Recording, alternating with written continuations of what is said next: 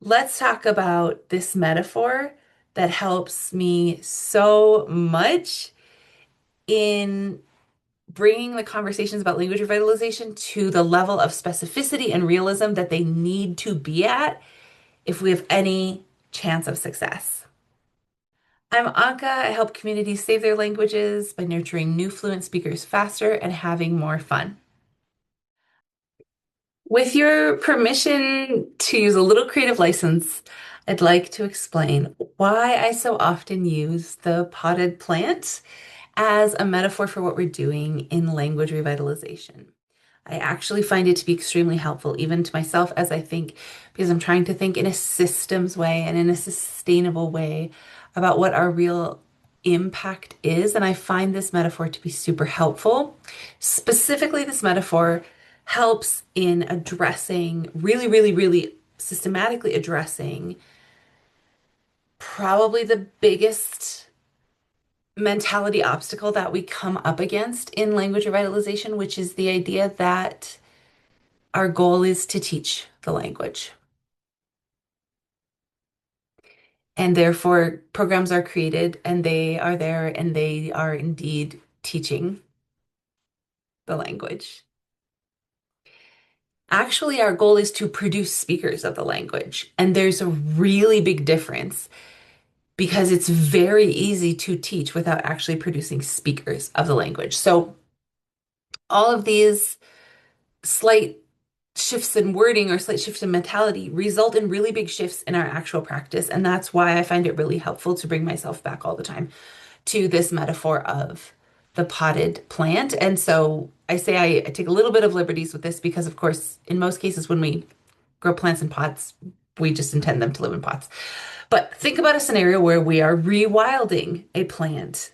Any scenario of rewilding can work, and I think that that's actually the best model to draw on in terms of sustainability systems knowledge. If we have a plant that has ceased to grow in the wild around us and we want to get it back established in the environment around us, the way we would do that is by growing it in a pot in a container and making sure that it's strong and then returning it to the environment. It would be more sustainable, stronger, more durable than just throwing out some seeds and hoping for the best. So, if you do any plant care, any gardening, you know that throwing a seed in a pot with some soil, adding some water and putting it in the windowsill are not necessarily enough for it to bloom, and certainly not necessarily enough for it to be really strong and healthy, such that it could withstand a change in environment. This is why I find this metaphor to be so helpful because when we want a plant to thrive in a pot, in a container, we actually have to know and actively adjust quite a few factors about its environment, the soil, the sun, the temperature, wind, pests, um, perhaps companions, depending on how it's been planted. And the soil itself needs to have a certain pH, certain compositions in order to really optimize the growth, the sturdiness, and the hardiness of that plant. Then, if we achieve that, what this plant is still going to need to survive, and definitely not all of them will survive this, is the transplanting process where we want to return it to the wild and then we want to see it take off on its own and propagate on its own. That's definitely not something that every plant that is germinated in a container, however successfully, is going to survive because while we might strategically choose where to put it, we can't control all of the variables. And just the fact of transitioning, just the fact of changing environments takes a toll. This is why this is so helpful for languages, because when we think about I'm going to teach the language, you can just stand in a room by yourself and teach the language. You don't need nothing required to do that. And that's how a lot of programs are set up. They just invite an elder in and say, here you go, stand here, teach the language.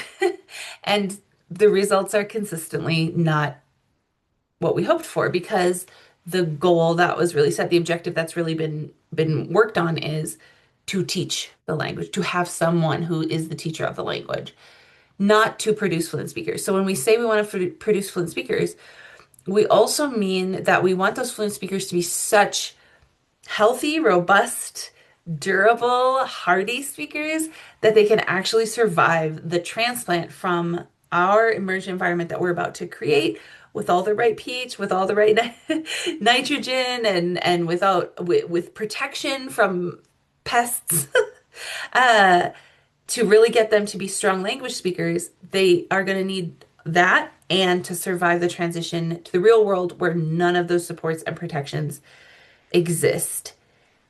What that means is that our container, our closed environment, our garden needs to be really, really, really, really healthy, safe, but with the right challenges where we build them up to be resilient.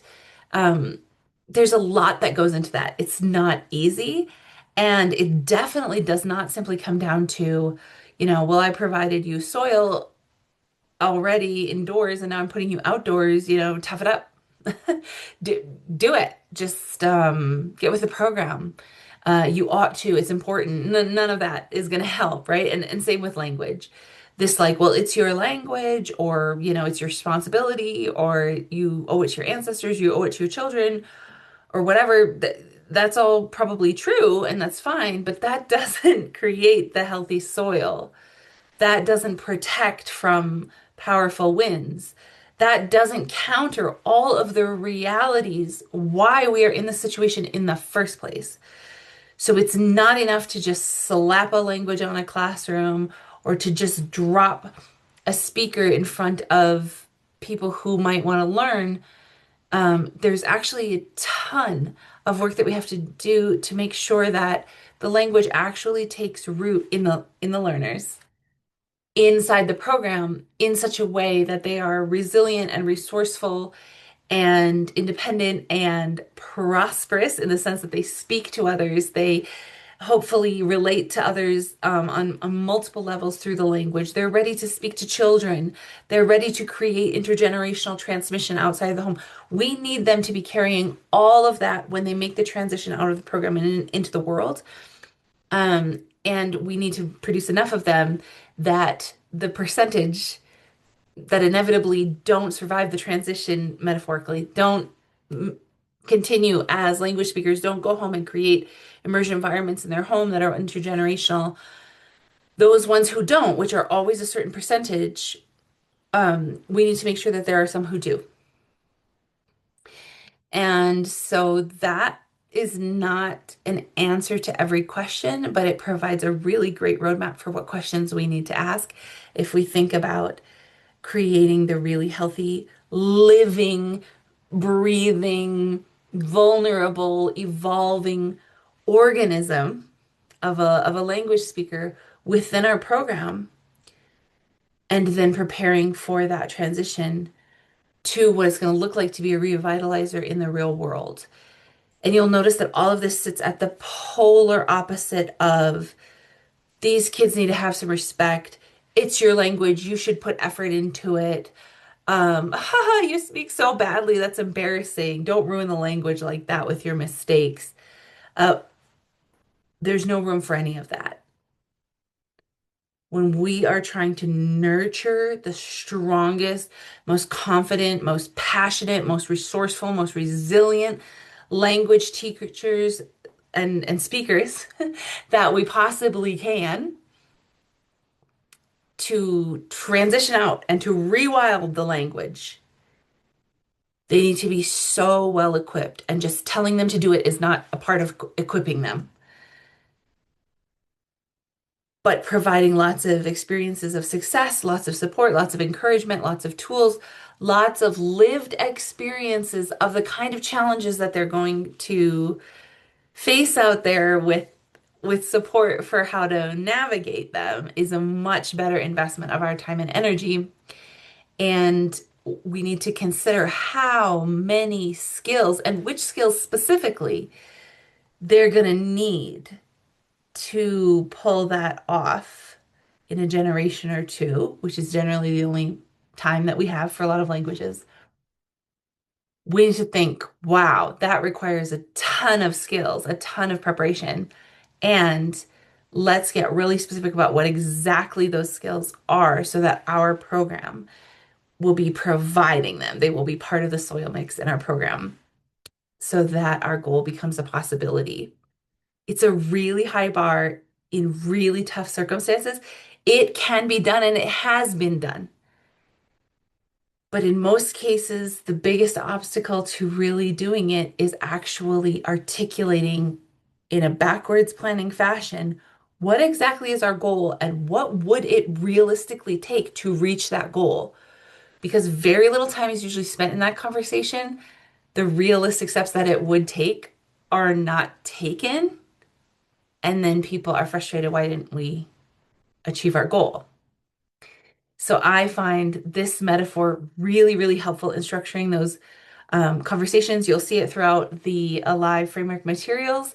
And if you'd like to dig into this further, I'd be happy to talk. You'll see my website down below here. Feel free to reach out.